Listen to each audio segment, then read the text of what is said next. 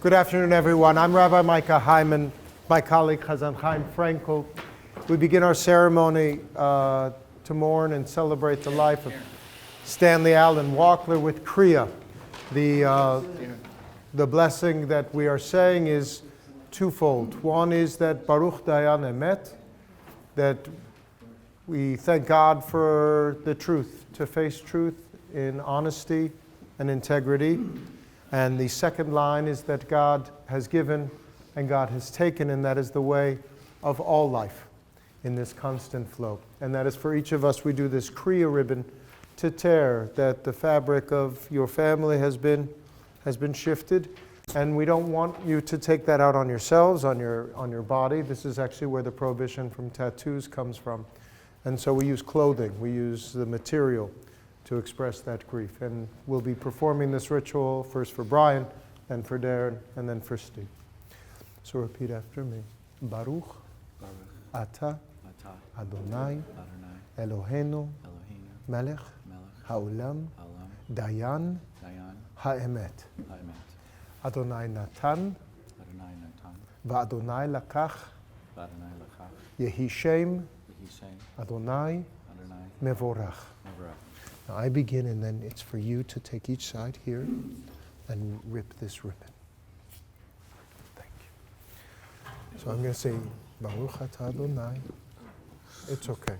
I'll say it. You say Amen. You know, Baruch Atah Adonai Eloheinu Melech Haolam Dayan Ha'emet. Amen. Dayan Ha'emet. God has given. God has given. And God has taken. And God has taken. May God's name. May God's name have power through eternity. Have power through eternity. I begin now, Darren. Now you take both sides. Huh? Yeah. Now rip. Repeat after me. Baruch. Adonai Natan. Adonai Lakach. Adonai Lakach. Yehi Shem. Adonai Mevorach. Sorry, Steve. Sorry for your loss. Please, you have to rip yourself now. No. But you are a love. No, it's a love. This is for the immediate children. Okay. That's the ritual. Okay. Please repeat after me. Baruch Dayan. Baruch. Dayan. Ha'emet. There is tremendous power in facing the truth. Adonai Natan. Va'adonai Lakach. Yehi Shem. Adonai Mevorach.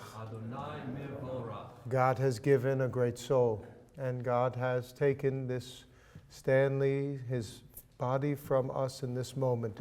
But his name, his soul, and God's will continue to endure throughout time. And now we'll hear from Chazan Chaim Frankel. Thank you.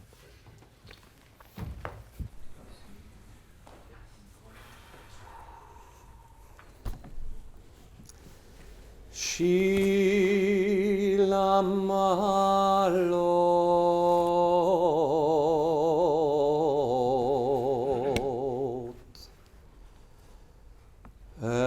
Esoyanai el hehorim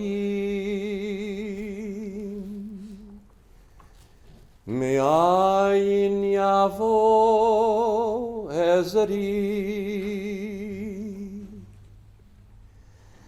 Ezri me'im Adonai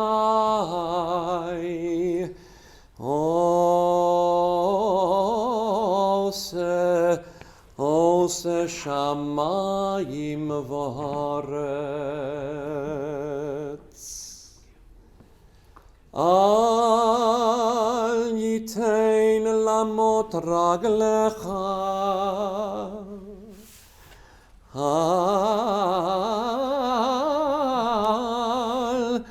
Al yarum shomrecha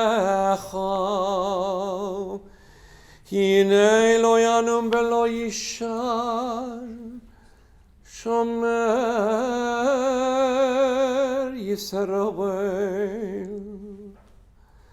Adonai shomerecha, Adonai tzilcha, al yad yaminecha. Yom HaShemesh lo yakeka, v'yareach balaylo, Adonai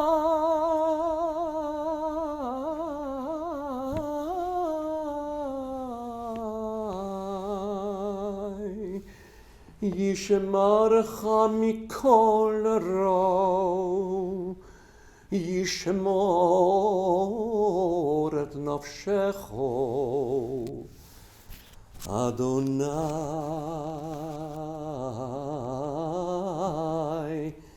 yishmar tzeitcha uvoecha mi'ata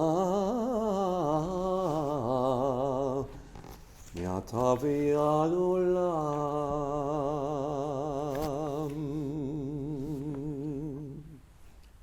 Amen. God will guard his coming and his going from now into all time. For Stanley Allen Wachler, who passed away on the Holy Shabbat. Darren was telling me a story on Shabbos. He was taking a break and he had a little time between so lovingly caring for his father, as you guys really created a vigil in that time, in those days. And he needed to get a haircut. And obviously Stanley wasn't available at the time that day. So he went to a place in Santa Monica, and lo and behold, the place where he usually gets his cut, the sign said closed for a funeral. Just at that moment, and then that call came just a few moments later.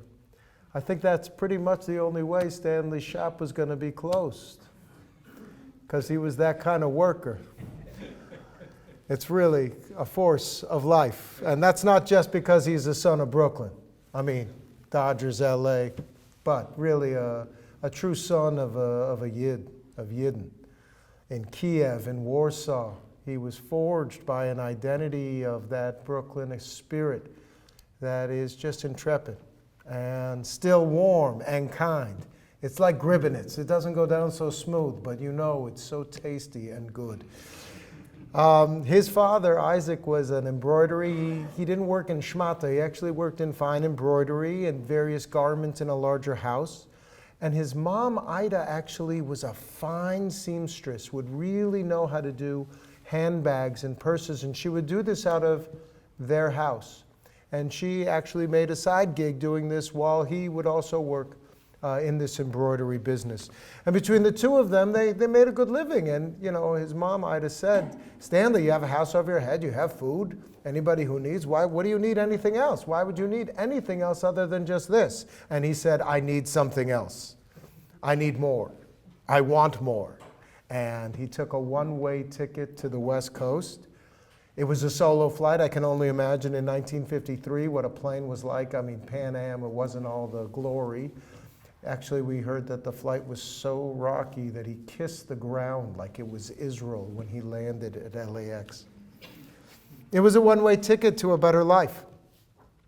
He didn't have a job, and so he had some cousins who worked in the jewelry business, and he had that little gig and did that for a bit. And then there was the brother-in-law's brother-in-law, and I'm proud to say he owned a nightclub called the Pink Pussycat. And there Stanley witnessed some of the glories of Los Angeles, the high life and maybe some not so high lives. But when he saw it, it was like this real dose of what Los Angeles, the dream and the reality could be. And as we've said before, he was a hard worker. And as a hard worker, he got a cosmetology license in 1956 in order to just have a job while he would do some other study. And yet that became his profession. Bonnie also, yes, became a cosmetologist, and the two of them, as you all know, ultimately created this beautiful salon. But before that, he worked at Bullock's. This is a great story. So he was working at Bullock's, and they'd give him these little receipts, these little tabs at the end, you know. And you have your name and your phone number. and they would throw away the receipt when they got their article of clothing. This is Bullock's in Westwood. Everybody knows. Now it's a Target. Oh, God, what the world. So what they would do at the end of the day is collect all of those receipts and write all those names down in a Rolodex and offer their services, and thus began this beautiful new salon. And he had an entire cosmetology license, and he had a whole product. But it wasn't just doing something nice with hair. There was something about the people. There was about the work ethic. There was about the precision. There was about, as I saw in those days, these strong hands. He used to have one of these, you know what I'm talking about, Morgan? Do you have one of those? Those spring grippers. And like even to his last days, the strength was extraordinary. And so, as you know, he had a great sense of humor.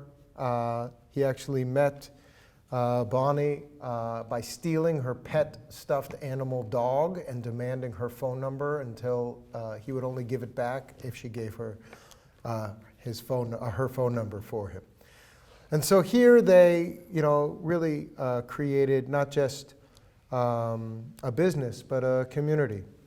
And as you know, it was in Santa Monica on Yale and next to Bob's Big Boy. And here is where the boys actually met their keep. Not just learned how to be sons, but to work and to work hard. Rollers were on the ceilings, and I think what you guys got paid either a tab or a Coke from that old machine that, probably those tops are still somewhere hanging around Santa Monica Boulevard. Steve actually has a great story that the kids, these are three boys, and as you know, they're boys. And there were broken arms and twisted ankles, and also your father made you re-shingle the roof every few years. And so there was, it was a high wire act of growing up. And so much so that when you were in the emergency room one time, they're like, are you sure this is kosher? But this was Stanley's way to not force, but to give you an encouragement of work ethic and habit and a partnership and give you support and unconditional love.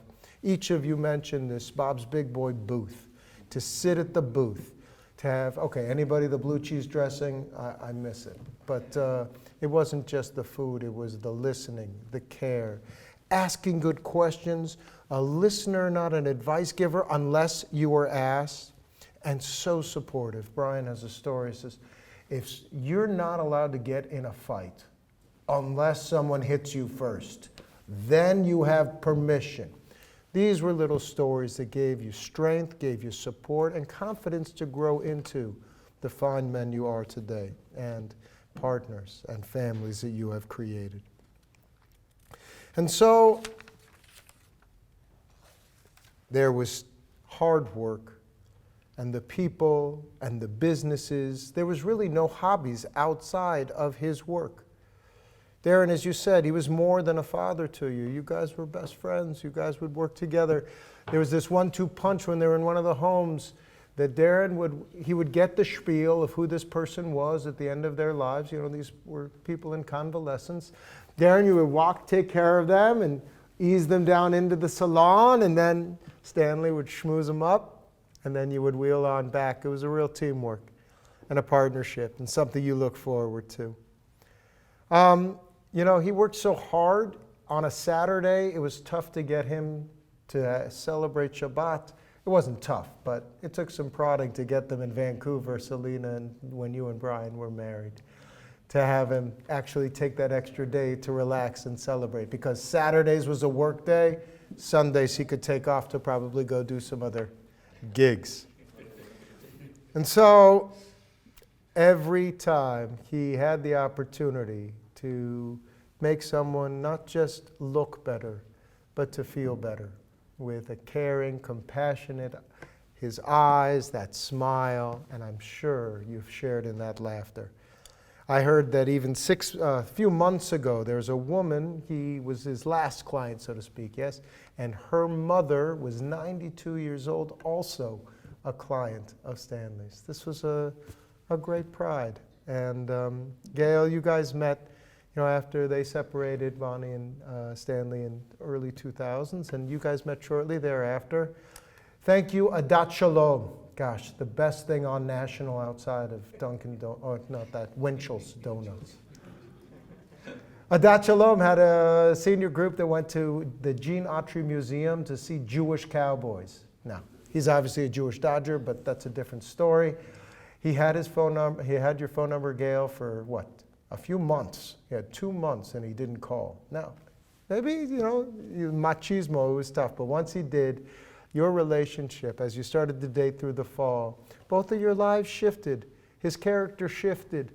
There was a little less gruff in his guffaws, and there was travel, and there was vacations. I should mention, you guys did have those great vacations in Mission Bay, watching the Jerry Lewis telethon, going on the paddle boats.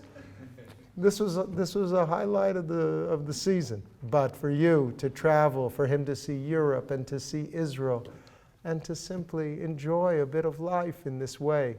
Okay, you gave a new chapter, and I'm sorry for your loss. And so it is bittersweet in this final chapter here of illness, because he was a fighter. He would go on and actually direct words. You want to go on? Yes! I want more, a true zest for life. And so, Darren, when you took him out on that wheel, you guys saw on the bluffs of Santa Monica, there's this small rose garden, and it's relatively new. But this was the first time that the two of you saw it, and even just a few months ago, to be able to breathe in that air and to see life and to know the worth of each day. It's a blessing not just in illness, but in health, for us to recognize how lucky we are when we have family and we have one another. And we have the community to support in illness and in health. As long as we have humor and we have kindness, we have so much. And so this force of life was truly a miracle in all of these years. And as his grip squeezed, it was amazing. And he had a real mitzvah to see not only his children, see marriage, but his grandchildren have their b'nai mitzvah, as we celebrated just a few months ago. And continue to see such beauty and life in this family. And so now we hold that vigor, that strength, that fade number 2 on the side will always be part of who you are and his integrity and his blessing. Zichrono livracha. May his memory be a blessing. Amen. Amen. So we're going to ask now for the brothers to speak. I am not playing Rochambeau, so you guys are going to figure it out, but I think, Brian, if you will. And then we'll hear from others that want to share with us now. And so, Gail, would you like, or? Yes, Gail, please. Yes? No? Okay. Brian, okay. Bless. Amen.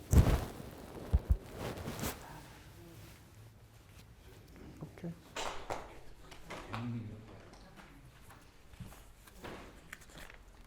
Thanks, everyone, for coming.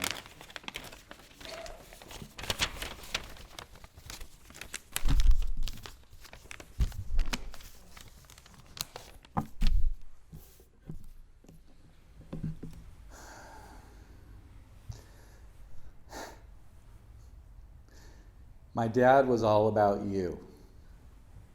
This you. 1. Unconditional encouragement for his children. When I had a goal, he never criticized it. He always provided unconditional positive reinforcement and celebrated even the small things. No matter how crazy what I wanted to do was in my sights.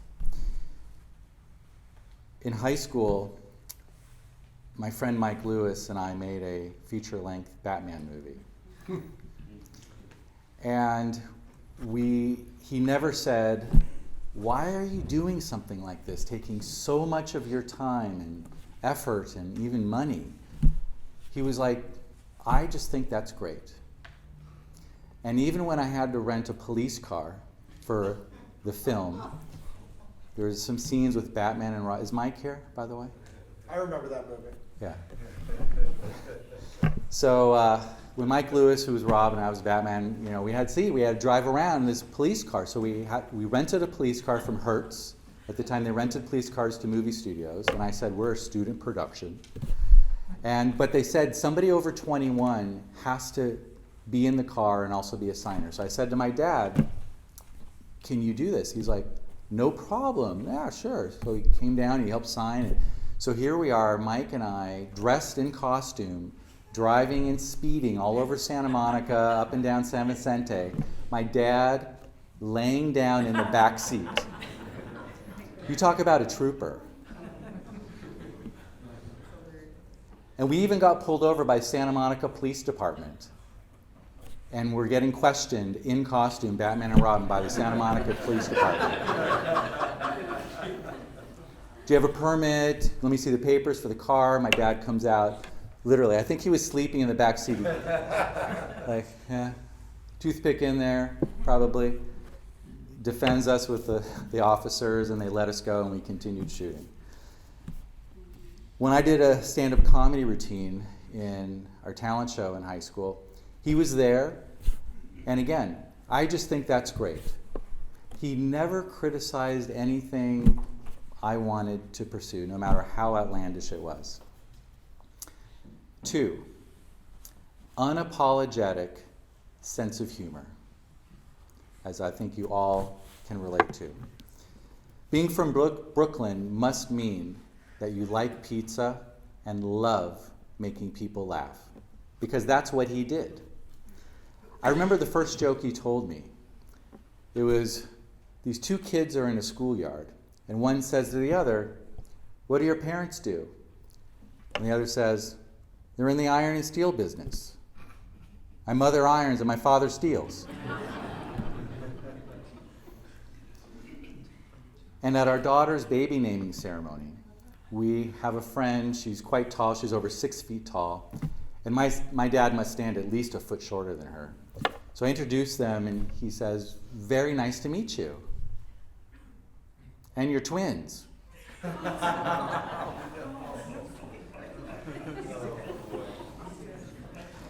He could make anybody laugh. Even as his health was failing, his sense of humor always remained intact. Recently, a nurse about a month before or so, a few months before he passed, came over and said, Stanley, are you in any pain? He said, no, but you're a pain in my ass. And then another nurse, this was maybe a few weeks ago, came over and said, very sweet, and she said, Stanley, is there anything that I can do to make you feel better? And he said, bend over.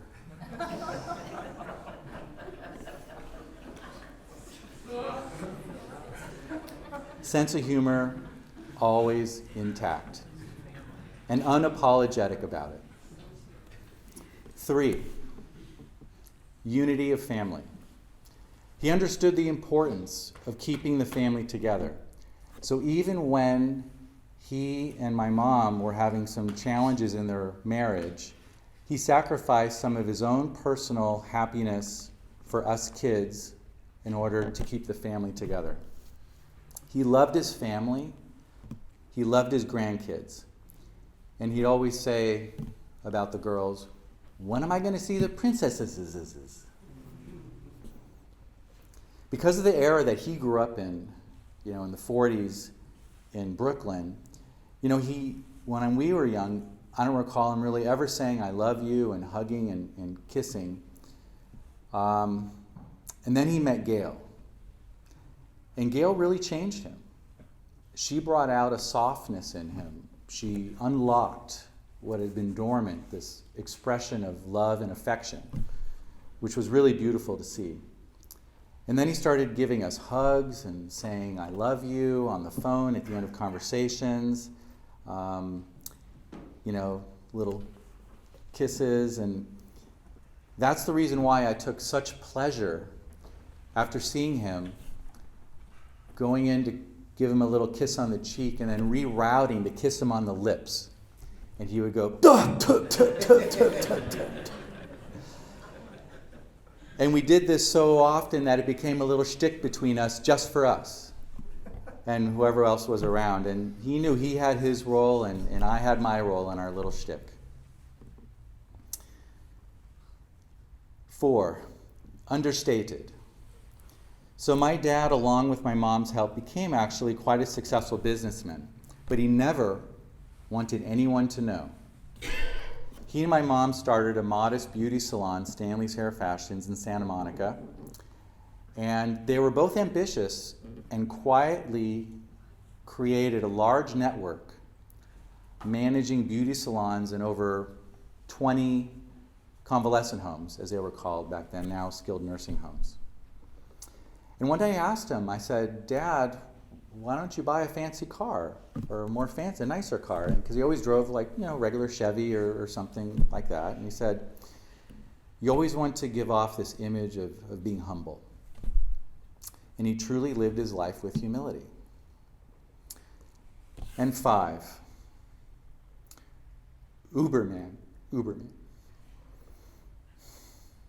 He couldn't fly, but he was like Superman. Before he was 50, he had his first heart attack and emergency open heart bypass surgery.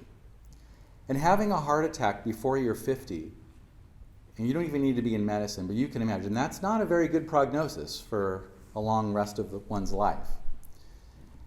And he loved Frank Sinatra, and I made him these cassette recordings from his records and brought the cassette recorder to the hospital, the ICU, and he would listen to that, and afterwards he said, that really helped me so much get through that. And he recovered, and then years later he had another bypass surgery.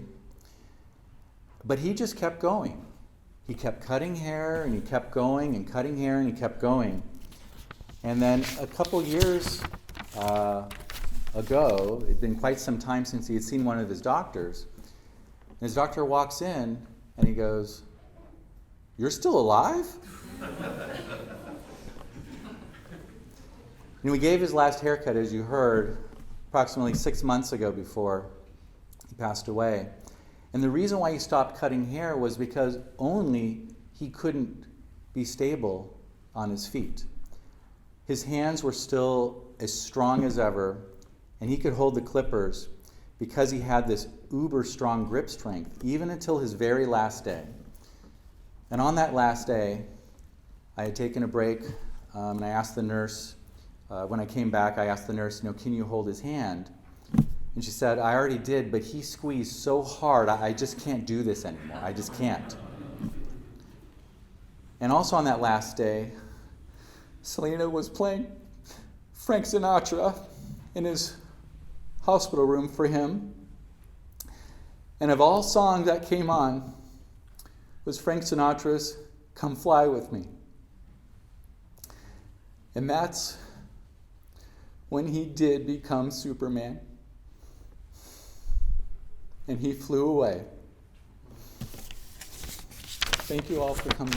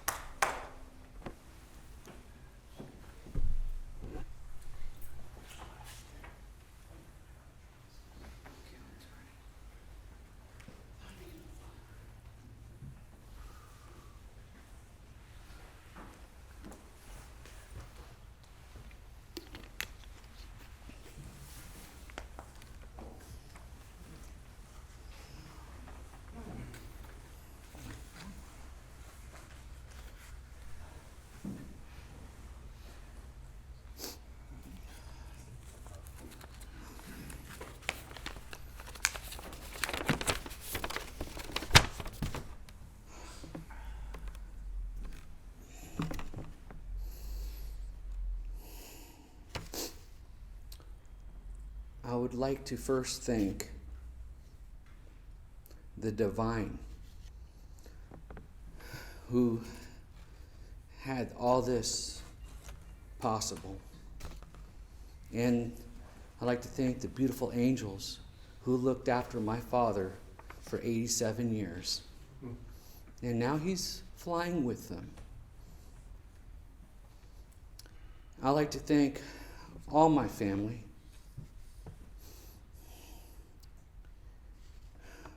Brian, Steve, of course my mother, Gail, Selena, all the grandkids. I'd just like to thank for being part of Dad's life as well. And all the friends that are here, and all the people who are not here, who have passed before him. Thank you as well. I am so grateful that my dad made it to 7 years. And having the brothers, Brian and Steve, as well. As Brian alluded to or talked about, Dad had a heart attack in the early 80s, not his 80s, early 1980s. And my mother was with him at a movie called On Golden Pond. In those days, there was no cell phones. There's only payphones. And my mother took my father and broke every street, probably law there is to get my father to the hospital in time, which she did. Thank you, Mother, as well. We're all blessed. My father, Brian and Steve and I, he was our Superman, our Rocky Balboa for keep fighting through anything that was thrown at him. And he really did not complain. He just kept striving and walking because he loved to walk. And Dad was a little Hulk sometimes. Sometimes. A pinch, maybe. Dad's birthday is December 17th, as you all know from your pamphlets. My birthday is June 17th, which is polar opposite. And yes, we were opposite on many things, but we're also magnets in polarity in many ways at the same time. Dad was great with scissors and very versatile with his hands.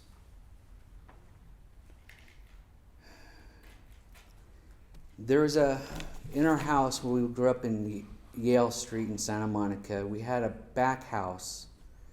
Well, it was a house because of him, but it was a kind of rundown shed or garage. And Dad, with the help of one of his good friends, Chester,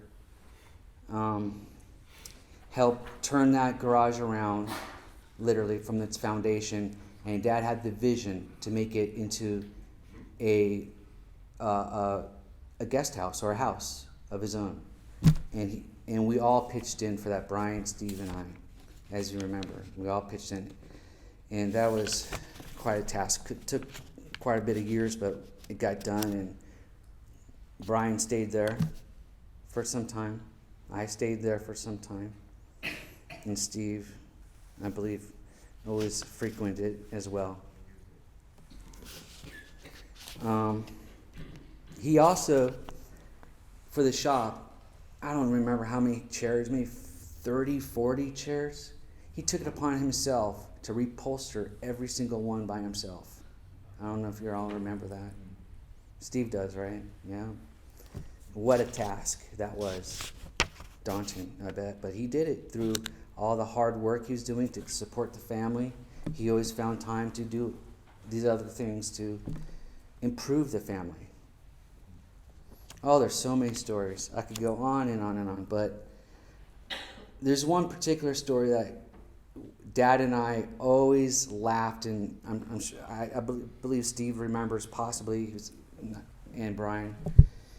We went to when we were kids with Mom and Dad, and we went to a meditation place. And, Dad drove up, and we parked the car, went in, and we started in this place, and it was so smoky to me because of the incense. And I'm like, Dad, Mom, I got to go outside. It's just too much in here.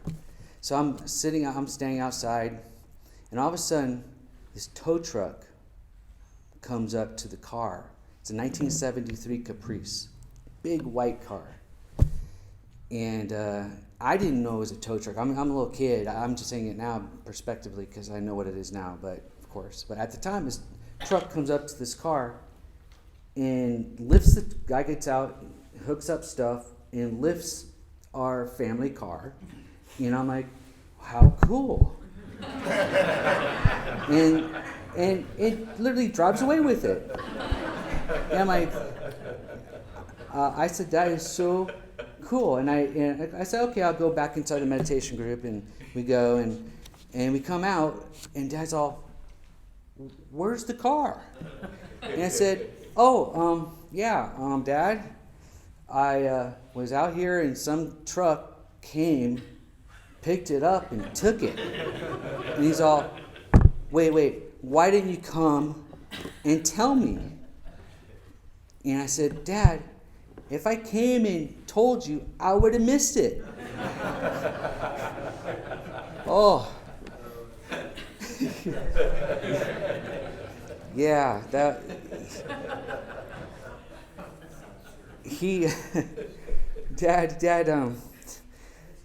was upset, but as later, soon afterwards, he wasn't too upset because he kind of, found comedy in that, and how and that was our kind of a thing between us for years about, you remember you watched the car get towed away and didn't tell us, and it's like, well, that was kind of funny. Okay. Gail, I thank you so much for all your love and support, and furthermore, it wouldn't have happened without Miriam Hearn. Miriam Hearn, I don't know where she's at, but wow, Miriam Hearn. Because Miriam Hearn kind of arranged the double date with them, and that's where they met as well. But if it wasn't for Miriam, then Dad wouldn't have met you and blossom and keep blossoming. Thank you. And thank you for all your love towards the end as well. Very hard.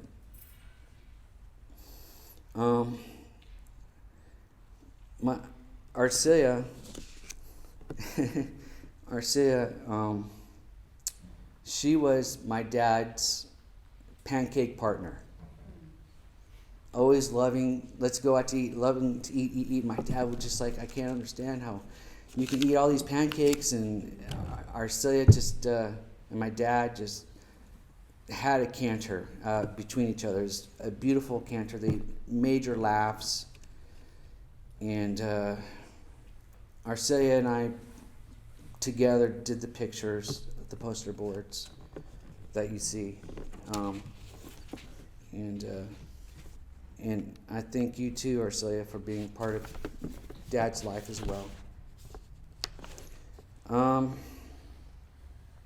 Yeah, that was kind of interesting how the cantor pointed out the rabbi, when Dad was about to go, we were hoping he wouldn't go so fast, but I saw him with Brian, and I just couldn't go the next day. But, the weird thing is, I woke up and I had this huge urge, get a haircut. And I said to Arcia, I need to get a haircut. And she goes, no, you don't. Your hair's fine. I said, I need to get a haircut. So I go to the place I get it. I go for 13 years. And Dad cut my hair periodically as well, as all of us. And the hair salon, for the first time, was closed. My regular place, and like the rabbi said, it was closed for a funeral. And I said, anyways, I still need to get this haircut. And I went and found a place and I got a haircut. I go home. 2 hours later, Brian called me and said, Dad has passed. Whew. And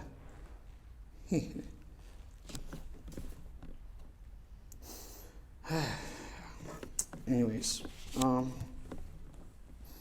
I worked with Dad for many years at a convalescent homes. And Steve and I remember, did a lot of stuff in the shop as well. Dad had an ability at the end of time for so many people, give him feel better about themselves with the hair and make them laugh. And Dad had this unique ability to do that. And many times he would go back to the same convalescent home the next week, and unfortunately, to do that, the client's hair or the person's hair, and they were gone. No longer, they passed. I don't know, maybe Dad's doing their hair now. I don't know. Or maybe he's fixing the wings.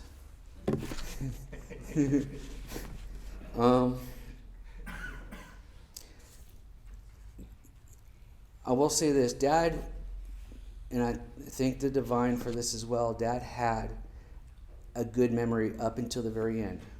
He remembered Brian, me, Steve. We all were able to have conversations with him.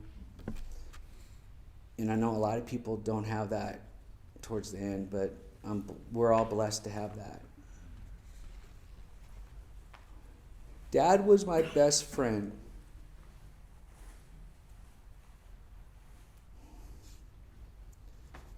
More than my best friend, but Dad was my Vegas star. That's why I'm wearing this blue bright tie, because the Vegas star is the true North Star, and it's blue.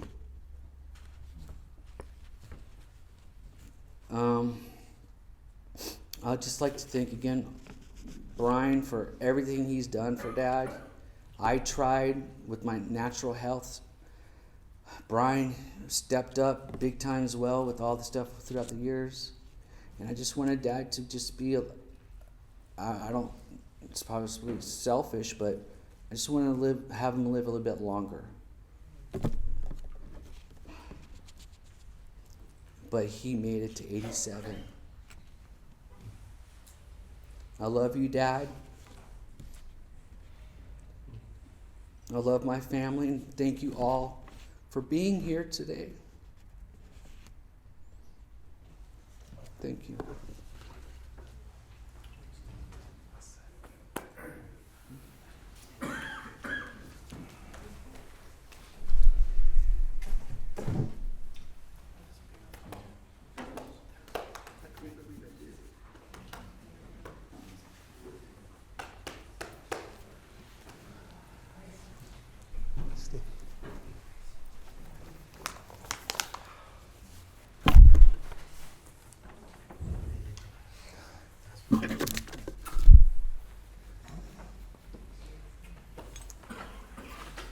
The Pussycat Theater was new to me, so I need to get a little bit more history of what transpired at that place.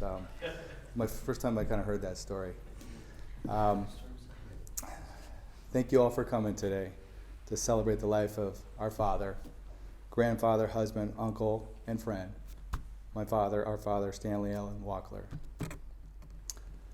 Let's first talk about all those pictures of Dad out front and on the side. Did anyone happen to notice the ones with a toothpick in his mouth? This especially was common theme after every meal. He would finish a meal, and the next thing you know, he would slowly reach into his V-neck sweater, because he was always cold, into his shirt pocket, and boom, there was a toothpick. It was always there. It was like magic. He must have had the healthiest gums on this side of the Mississippi. Always a toothpick, always a comb. He liked to be groomed. And always a pen. Pen was there to play tic-tac-toe with us or the grandchildren. To draw something real quick he was talking about. Or just write down a quick thought. Our father was a simple but complicated man with one hell of a sense of humor. But before I get into the sense of humor and his infectious laugh, let's start a little bit at the beginning. A little bit redundant, but I apologize for that. Stanley Allen Wachler was born December 17th, 1931, to Ida and Isaac Wachler in Brooklyn, New York. He's the youngest sibling of Ruth, Henry, and Murray. He was born with his fiery red hair, pale skin, and a ton of freckles. And according to his brother Murray, he had an exuberant amount of energy and was a real pain in his ass. He loved playing sports as a boy and would often talk about his days playing baseball and running track. He left Brooklyn, like the Dodgers, and ended up in Los Angeles in the mid to late 50s to pursue a life other than that in New York. Following his brother Murray and his cousin Herman to California with about $1,000 in his pocket. It's something he never really talked about. And until recently, he had never been back to New York since he left. He had a few jobs when he moved out to California and had a dream of becoming a lawyer, and in fact was taking law classes at night. Unfortunately, those classes weren't putting bread on the table as he would recollect. He met our mother, Bonnie, had 3 boys, and ended up pursuing a career in cosmetology. Our late mother and father had built their salon into a nice business. He was a smart man in his own way, and I say that with the utmost respect. Not only did he have a successful brick and mortar business, but as Brian alluded to, he had several employees, and he branched out to assisted living facilities. At one point, he had over, I counted 22, but it could be 20, different facilities. And he had these facilities under contract. Now, with all those facilities came a lot of work, and having 3 boys, well, we were the perfect free labor, so to speak, candidates to be introduced into the family business. We would go after hours to sweep the floor of the hair, fold towels, tidy up the shop, filling shampoo bottles and tint bottles. Once we had a driver's license, we would go and pick up used towels, drop off lists for the next day's clientele to their employees, and drop off clean towels for the next day as well.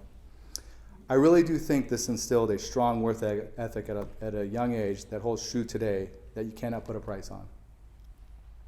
He taught us never to be fearful to take a risk, and don't be afraid to ask for something.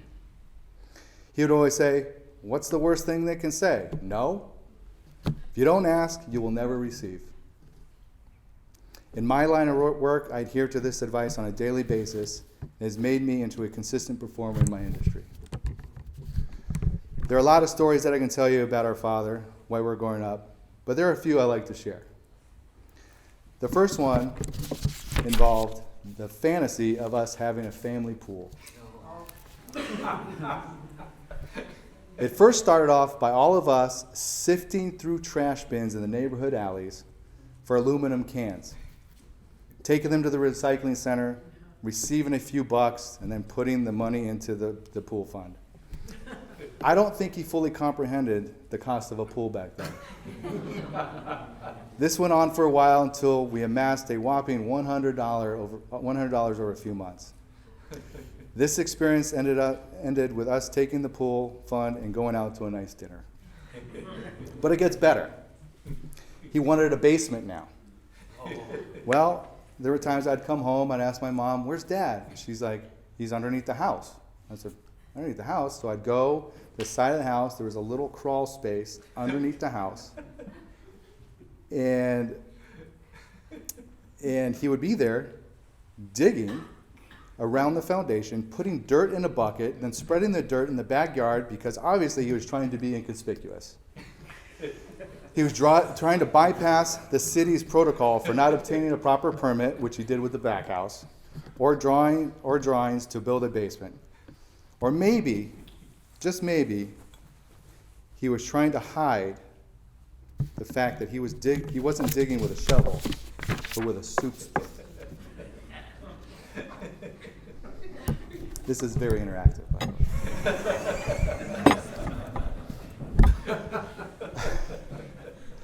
I look back on those experiences as well as helping out at Salon as a teaching opportunity from a parent to a child. I learned that nothing is going to be handed to you, and you need to earn your keep while working hard and keeping your nose clean. His achievement drive was second to none, and all he wanted was his boys to be happy and successful. He was a great provider, and that mentality was ingrained in him to the day he passed. We always had enough, but not too much as a family. We usually only had one pair of tennis shoes, and by the way, they're called sneakers in the Midwest, I learned.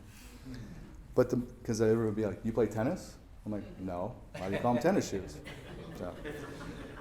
But the moment there was a hole in those shoes, we were on our way to the local Big Five sporting goods to buy a new pair. Wear them in good health, he would always say. He took pride in providing for his family and making sure the refrigerator was always full of food, especially with those Hungry Man Salisbury steak dinners. Have you guys seen what are in those things? Not good. At one point, we were literally eating our parents out of house and home, and they put a chain lock on the fridge to deter us away from snacking after dinner all night. Our father was a product of his upbringing and his mother's cooking. Back then, everything was cooked in schmaltz, which is chicken fat. Unfortunately, some of that upbringing caught up to him at a somewhat early age of 50. And in 1981, both my mother and dad were at the movies watching on Golden Pond, and he felt some chest pain, and my mother rushed him to the hospital. And it was either that evening or the next day, he had his first quadruple bypass surgery, followed by another one 15 years later, followed recently with a pacemaker, and then another less invasive heart procedure. Needless to say, he had never seen the ending of Golden Pond, and I don't think he realized it won an Academy Award. I'd mentioned previously about the sense of humor and wit. He was a character, all right.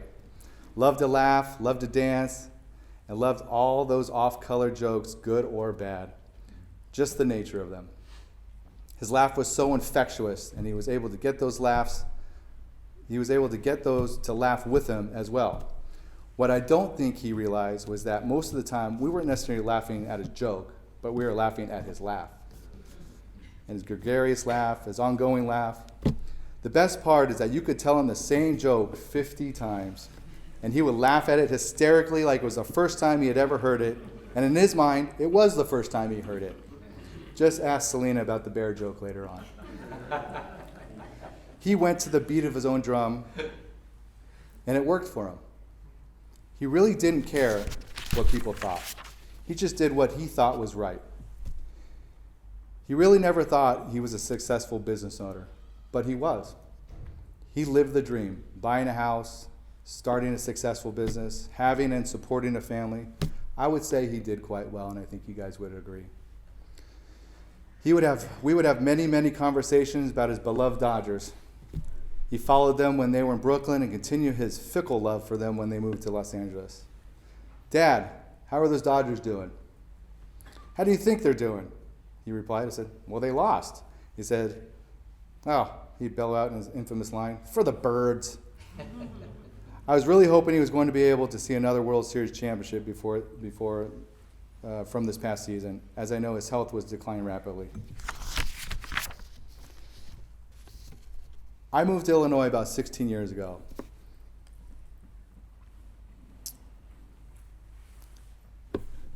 I wouldn't have been able to do that knowing that our parents were not in good hands. I want to thank Brian, Darren, Selena, Micaela, and Jordanna for always being there for our father. It means a lot. I also want to thank Dr. Todd Spector for his unwavering care and patience while treating our father these past years. Your professionalism and expertise is very much appreciated. He loved Lori and our children, Hannah and Morgan.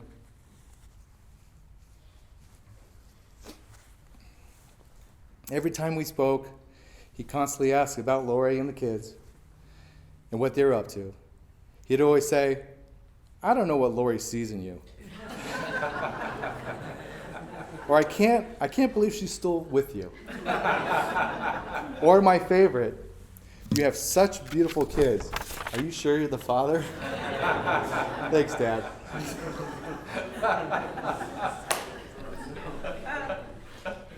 I could always tell he was constantly beaming with pride as we talked about Hannah and Morgan's academic achievements and their success in sports. We were so incredibly blessed that he was able to make it out to Chicago recently to experience Hannah and Morgan becoming a B'nai Mitzvah. He just sat at the reception with a big smile on his face every time I looked over at him. And lastly, I want to thank Gail.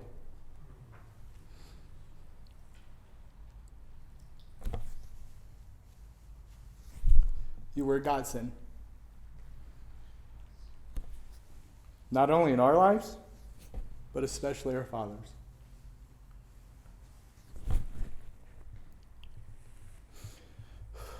He loved you dearly.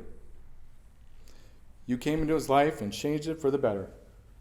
He once again thrived when he met you, and you were able to get him to do things that brought such joy to his life in both your lives. Traveling to Israel, Europe, amongst other places, and back to New York for the first time since he left. You truly added years to his life, and we thank you. We thank you for your unwavering patience and just laughing with him, and especially at him. If Frank Sinatra, one of his all-time favorites, could sum up our dad, Stan the man did it his way. Yeah. We love you, and we miss you very much. Baruch Dayan Emet.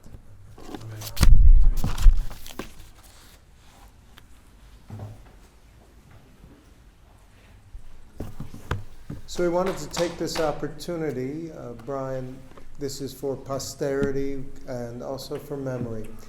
Each of you have a memory, many of you, if you'd like to share, we want to give an opportunity for those that haven't spoken to just share a few thoughts and words before we conclude this section of the service with El Malei Rachamim, God filled with compassion. So we leave this time for those who was Stanley Wachler to you. Please, the bima is yours. Although I could also hear him saying, okay, just watch yourself. Here we go. Okay. Thank you.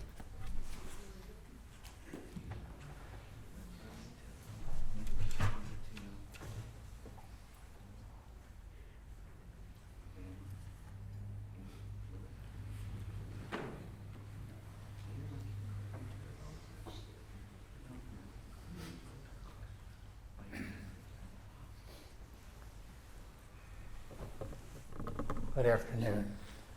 Sorry I was 3 minutes late, but I just got in the airport from Florida. And I do remember Stanley quite well. We lost contact with him after our divorce. My name is Jeff Waxman, and my sister was Bonnie Waxman Wachler up until their divorce. And I too thank Gail for all the work that she's done in keeping everybody together and in the same way.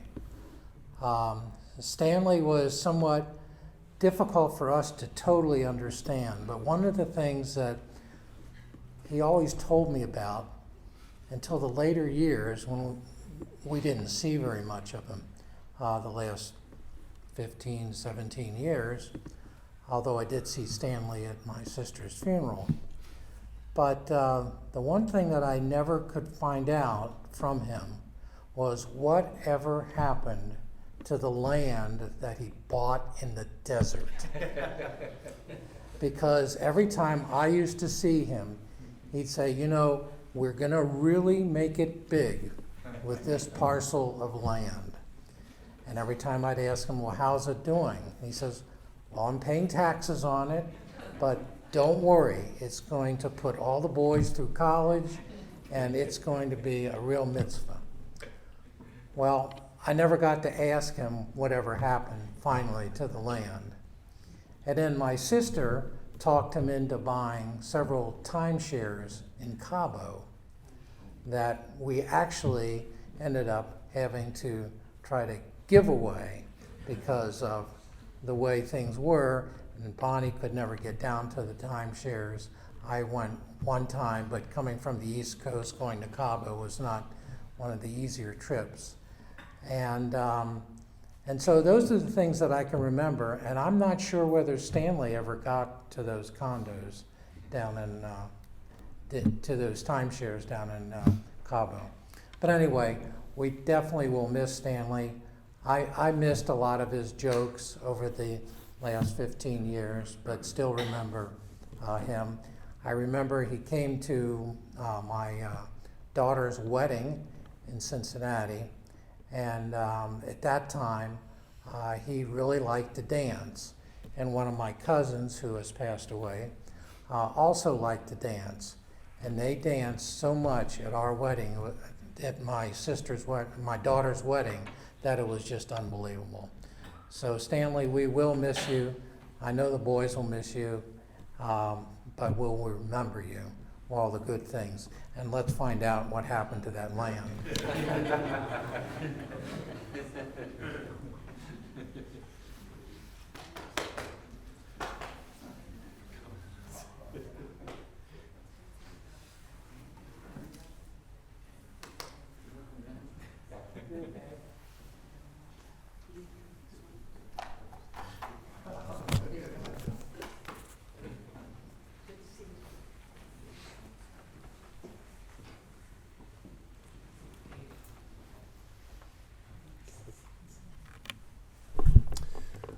So my name is David Hearn, and my mother, Miriam Hearn, actually trained Darren for his bar mitzvah, and we've been friends since then.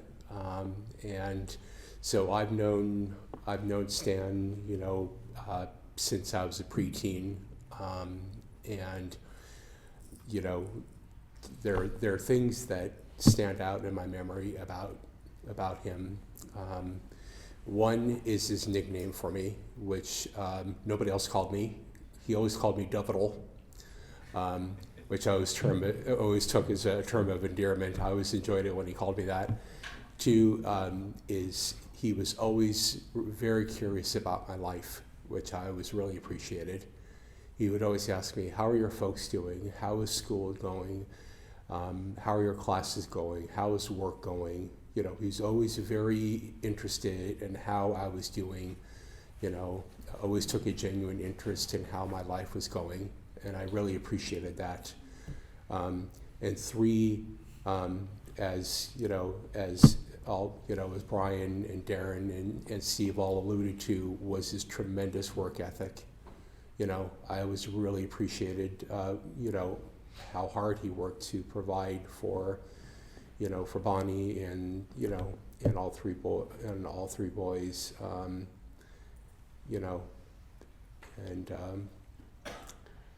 I really admired that in him, and I'll really miss him, and thank you all for coming.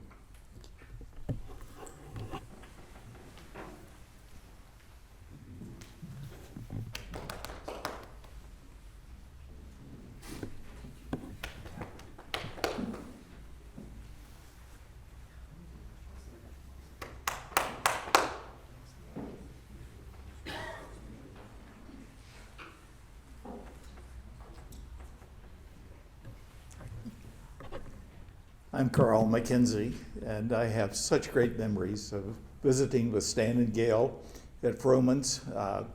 We would see each other many times there. Stan's irrepressible sense of humor, but the love and affection for his grandchildren and his children the boys were just the love of his life, and certainly his grandchildren were, and to see their pictures. And to have Stan and Gail come over at Halloween was always a special treat. But Stan will be missed, and I will miss seeing him at Froman's, and Froman's has lost a lot of business. So, thank you.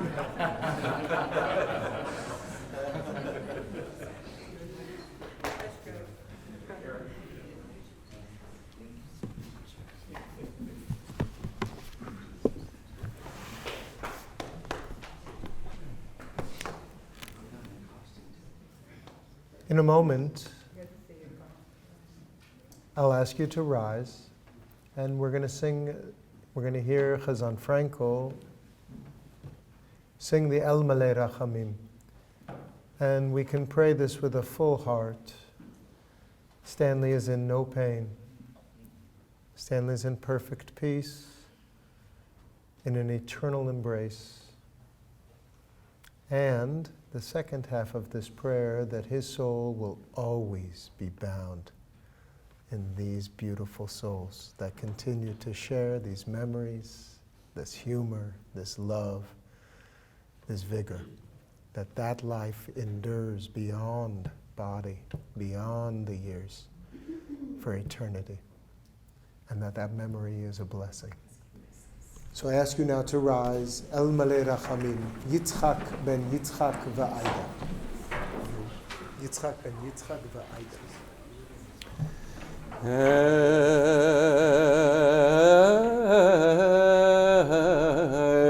Malei Rachamim, Shochein b'maramim, Hametzei menucha nechona, Tachad kanafei hashechina, B'mahalot, Kedoshim u'tehorim, Kezor harakia, Mazirim et nishmat Yitzchak ben Yitzchak v'Aida שהלך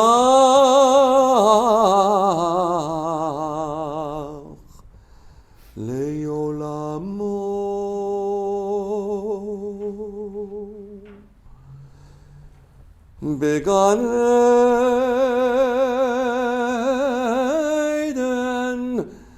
בגן עדן תהי מנוחתו. אנא בעל הרחמים, אז תראהו בסתר, בסתר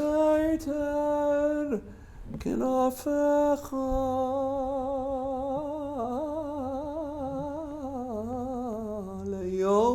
לעולמים, ויצרור, בצרור החיים, את נשמתו, אדוני הוא נחלתו. וינוח בשלום על משכבו, ונאמר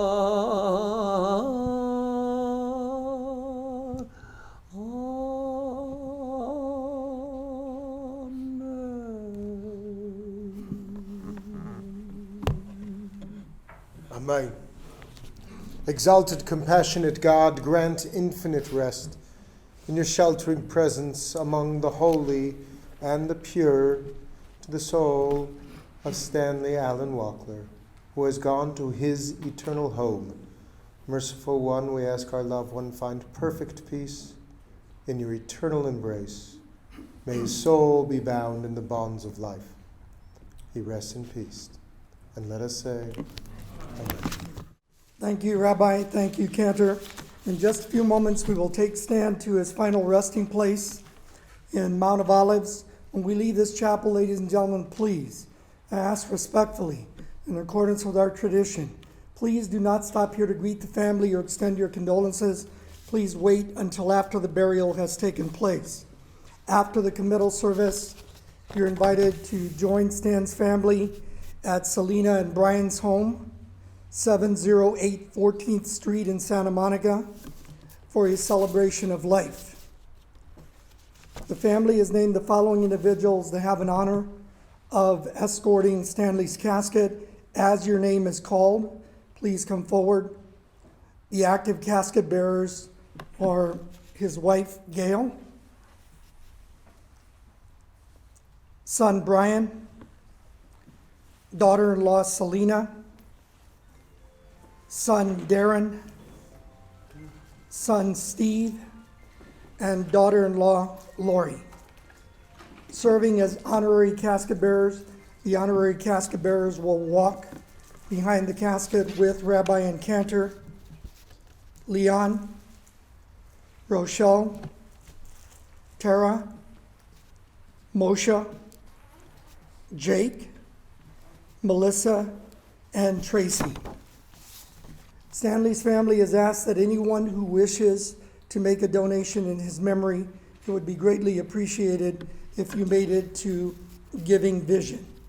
So at this time we rise. The casket will lead us out of Eternal Light Chapel. Once again, ladies and gentlemen, please go directly to your cars and allow me to lead you in a procession. A great woman wrote these simple words. She wrote simply, "Don't remember that I died, just remember that I lived." God bless Stanley Wachler, and God bless the Wachler family. Thank you. The casket bearers, please come forward. Forgive me. We read Psalm 23.